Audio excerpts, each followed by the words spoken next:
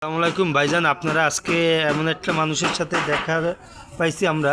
সে আসছে যে খুলনা কিংবা ঢাকা, সে একজন ভালো মানের রিক্সা চালক, বহুত দীর্ঘদিন যাবৎ সে রিক্সাই চালাচ্ছিল। তা আগামীকালকের একটা ঘটনা তার সাথে হয়ে গেছে, সে খুব গুরুতর অসুস্থ। আপনারা তারে দেখতেই পাচ্ছেন, খুবই হালকা, খুবই নরম মনের মানুষ, কিন্তু যে ওনার সাথে যে এত বড় একটা দুর্নীতিবাজমূলক কাণ্ড হবে তা আমরা কখনোই আশা করিনি। বলেন আপনার সাথে কি হয়েছিল সেদিন কালকেরা? আমি ফেরিঘাটের থেকে যাচ্ছি ইসলামী হাসপাতাল। জি জি তা সে ওই কৃষ্ণনগরের মোড় পর্যন্ত আসতে পারে। জি ঘন্টাওয়ালার সামনের থেকে এসে ওই ইসলামী হাসপাতালের থেকে আসতেছে। জি জি এসে আমার মেরে দিছে জি। আগুনের গাড়ি জি মেরে দিছে। আমার সামনের থেকে চাকায় লাগি না, ওই বডিতে লাগি। জি জি জি লাগলে সে আমার গাড়ি উল্টে চলে গেছে, উল্টে সিটে পড়েছে। জি আমার গাড়িতে একটা পুরুষ ছেলে জি। আর ওই হোন্ডারের পিছনে একটা মহিলা। জি তা সে যখন ওই সে তো কই গেছে আমি করতে পারি না, আমি তো বুকের ব্যথা ধরতে পারি। জি আমি এবার বেউস আমার ওই দোকানদারটা নামিয়ে আমার টানিয়ে রাস্তার সাইডে নিয়েছে। তাই না, আপনার রাস্তার পাশে নিছে? হ্যাঁ, আমি বাম সাইডে রাস্তা। আপনার রিক্সার কি হয়েছিল? রিক্সা এই ফরক মরক ভেঙে গেছে, চাকা মাকা আপনাকে কোনো ক্ষতিপূরণ দিছিল সে? না তা আশেপাশের মানুষজন, লোকজন কিছু বলে না? না, কেউ কিছু বললো না।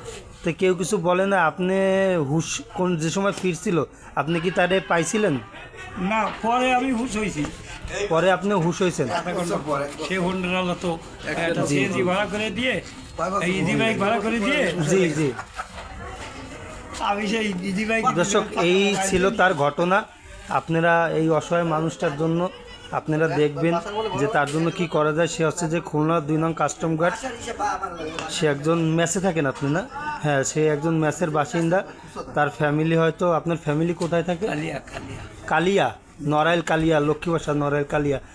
যাই হোক, নড়াইল কালিয়া লক্ষ্মীবাসা তার অরিজিনাল গ্রামের বাড়ি। সে আমাদের মাঝে 2 নং কাস্টম গার্ড থাকে। আর গাড়ি হচ্ছে যে এই লোকের গাড়ি না? হ্যাঁ হ্যাঁ। ভাই, আপনার নাম কি? আমার নাম মোহাম্মদ আবুল হোসেন। মোহাম্মদ আবুল হোসেন। আচ্ছা, আপনার যে গাড়িটার ক্ষতি হয়েছিল তার কাছ থেকে কোনো ক্ষতিপূরণ নিয়েছেন আপনি? তার নিজের যে ক্ষতি হয়েছে তাই জানি কে দেয়, আমার ক্ষতি কখন দেয়? ও আচ্ছা আচ্ছা, ঠিক আছে ঠিক আছে। তা আপনারা সবাই লাইক কমেন্ট শেয়ার অবশ্যই করবেন। ভিডিওটি আপনাদের ভালো লাগলে অবশ্যই কমেন্টে জানাবেন। এর ক্ষতিকারক যে লোক, সে যদি দেখেন ভিডিওটি, অবশ্যই এই লোকটাকে তো আপনারা আগে পরেও দেখছেন, আপনার সামনে যদি সে পড়ে অবশ্যই তাকে যে কোনো বিষয় হোক তারে জিজ্ঞাসা করবেন বা দেখবেন।